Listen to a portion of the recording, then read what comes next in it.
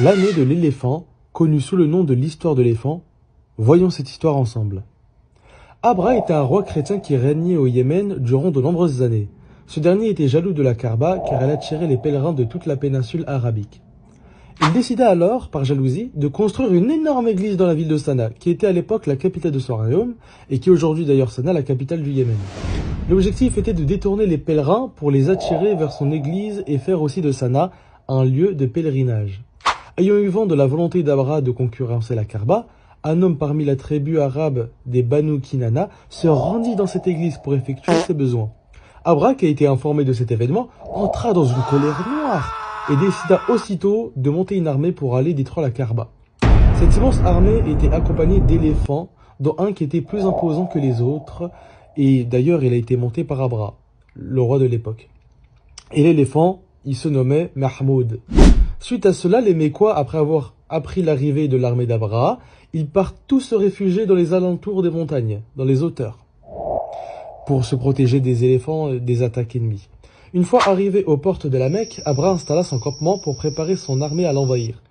Il s'empara d'un troupeau de chameaux appartenant à Abdul Muttalib, qui est d'ailleurs le grand-père du prophète Mohammed sallallahu alayhi wa sallam. Du coup, là arrive Abdul Muttalib et demande au roi Abra de lui rendre ses 200 chameaux. Suite à cette demande, Abra fut très surpris, car il répondit « Je suis venu détruire la Kaaba et toi tu me parles de ton troupeau, en sachant que la Kaaba constitue le lieu sacré de ta religion et de celle de tes ancêtres. » Et là, Abdul Muttalib, il lui répond de la meilleure des manières. Il lui dit « Moi je suis le maître de ce troupeau. Quant à la Kaaba, elle a un maître et c'est Allah qui la protégera. » Et là, le roi s'énerve et dit au grand-père de Rasulullah « Personne ne pourra m'en empêcher. » Abdul Muttalib lui répond alors « Je t'ai prévenu, à présent fais ce que tu veux. » Après ça, Abdul Muttalib retourna à la Mecque avec un groupe de Quraysh. Ils se mirent alors à invoquer Allah et à implorer son secours contre Abraha et ses soldats. Le lendemain, Abraha prépare son armée, puis se mit en route, mais très vite, l'éléphant Mahmoud, qui est le plus robuste des éléphants présents, s'agenouilla et refusa d'avancer. Les soldats se mirent à le frapper pour l'inciter à avancer vers la Kaaba, mais il refusait. La chose étonnante, c'est que lorsqu'ils le tournèrent vers une autre direction que la Kaaba, il avançait de bon cœur. Mais dès que l'on l'orientait vers la maison sacrée, il s'arrêtait comme stoppé par un miracle.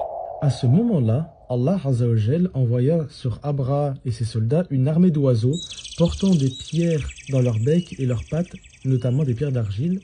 Ils les lâchèrent sur l'armée, la lapidèrent, la poussant ainsi à prendre la fuite vers Sanaa. Beaucoup de soldats ont péri sur le coup. Quant à Abraha, il fut blessé mais parvint à prendre la fuite vers Sanaa. Il fut atteint d'un mal qui fit tomber ses phalanges les unes après les autres. Il mourut d'une mort atroce peu de temps après son retour à Sanaa. À savoir que cette histoire nous a été racontée par Allah Azza wa Jal dans la sourate El-Fil, la sourate 105. Dans cette sourate, Allah Azza wa Jal dit Alam tara kayfa fa'ala rabbuka bi ashabil fil. N'as-tu pas vu comment ton Seigneur agit envers les gens de l'éléphant? Alam yaj'al kaydahum fi tadlil. N'a-t-il pas rendu leur ruse complètement vaine?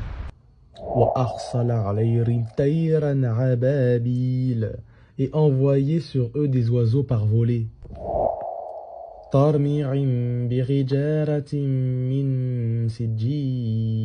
Qui leur lançait des pierres d'argile.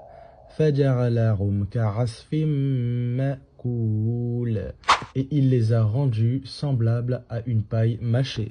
Après tout ce qui s'est passé, cette nouvelle se répandit dans la péninsule et même au-delà, et les Quraysh furent considérés depuis ce jour comme les alliés d'Allah.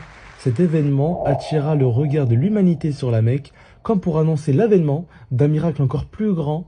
Ce miracle n'est d'autre que la naissance dans cette cité sacrée protégée par Allah du meilleur et dernier des prophètes, Mohammed sallallahu alayhi wa sallam.